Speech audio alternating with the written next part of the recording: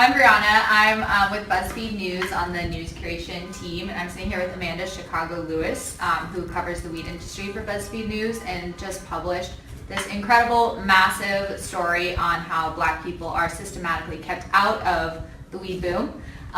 You spent 8+ months doing more than 150 interviews. So, how did you even come to this story? So the first and most important thing is you need to understand that the war on drugs was enforced in a completely racially biased way. The war on drugs started in the 1970s, and over the course of the next 2 or 3 decades, penalties for selling and using drugs got higher and higher and higher. And even though all studies and research show that people of all races use and sell drugs at exactly the same rates, that is not how the laws were enforced.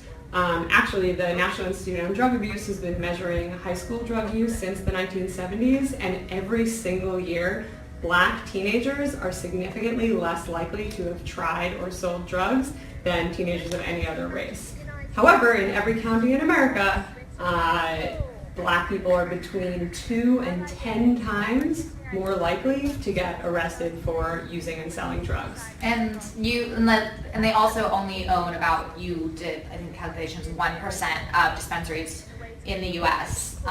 And you also reported you were all over Nevada, Oregon, Colorado, California doing these interviews. Was there a huge WTF moment or someone you met who really drove this issue home and kind of showed you just how screwed up the whole system is? Yeah, so in every single state where you have legal weed, people with drug felonies are not allowed to get involved in the industry.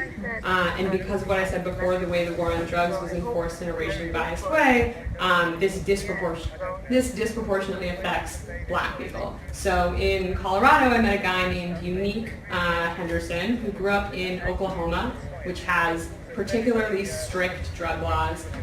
He was caught twice as a teenager with very small amounts of pot.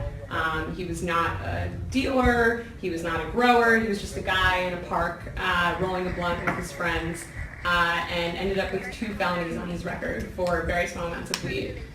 Later, 10 years later, he was living in Colorado and wanted to get involved in the medical industry when that was starting to happen in 2008, 2009. He spent $750 on classes to teach him about how to run a dispensary, and then he applied to work at one, and they were like, sorry, you can't even take out the trash, right? Take out the trash because you have a drug felony on your record. And we have him here, so you interviewed him.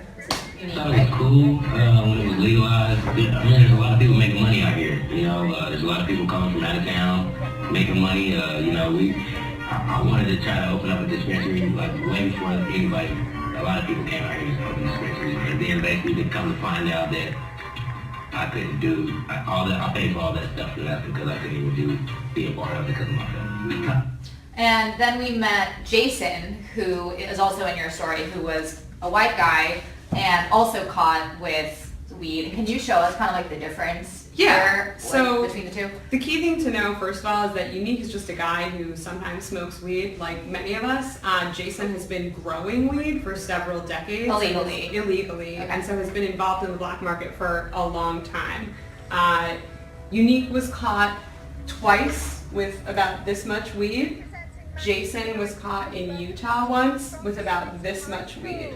And Jason's charge, partly because he was in Utah, not Oklahoma, was a misdemeanor, not a felony, but mostly it was not a felony because the cops chose not to charge him with possession with intent to distribute. Mm-hmm. And it's that kind of discretion on the part of the cops that has made, and on prosecutors, that has made the war on drugs enforced in a racially biased way, because individuals will choose whether the charges or what happens with sentencing, is this person a criminal, we need to punish them, or are we going to try and let them get off with the easiest warning kind of thing? And Jason was able to go and actually make a living in the weed industry. So Jason has a very successful cultivation business in Colorado, and he's got decades of experience to back that up.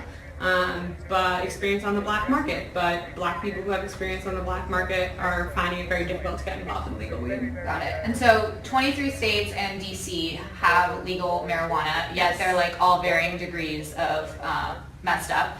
So like what is like which state is like kind of like the most like fucked up in terms of like the laws or for black people to try and get in the industry or to even like legally smoke it? Yeah, so if you want to open a dispensary, it's probably been most difficult in California because California hasn't had clear regulations and licenses. Even though we were the first ones. Yeah, So there are no licenses really on a statewide level for any kind of commercial cannabis activity in California.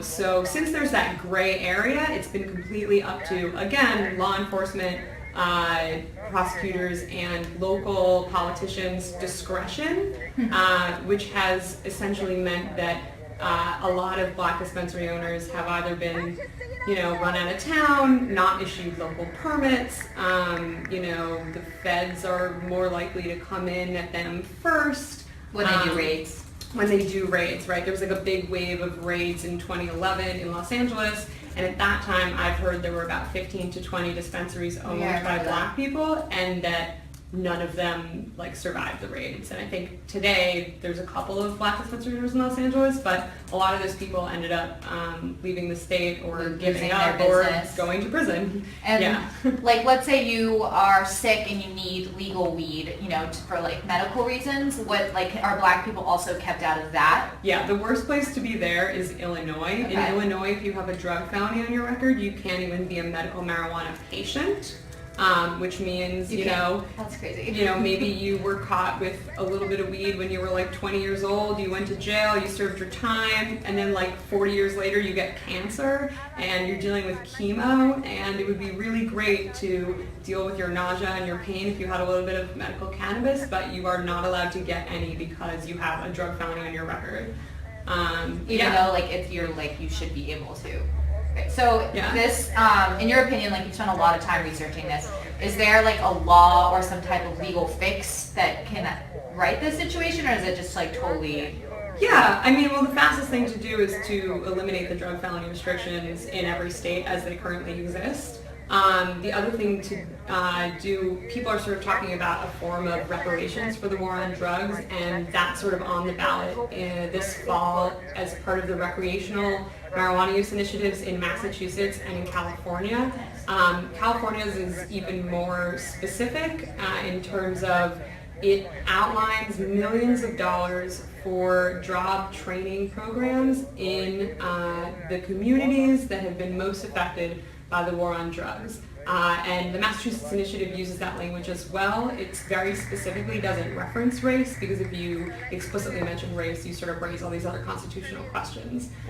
So there's that, and then both of those initiatives also explicitly say that people with cannabis felonies cannot be prohibited from getting a license in the legal industry. Nice. Well, thanks for taking the time to just chat with us and delve into this crazy industry. I think you'll be following this, right? More? Yeah, I actually have a story coming out probably tomorrow or the day after that about a very strange bill that's been proposed in California that benefits a very, very, very limited and white population.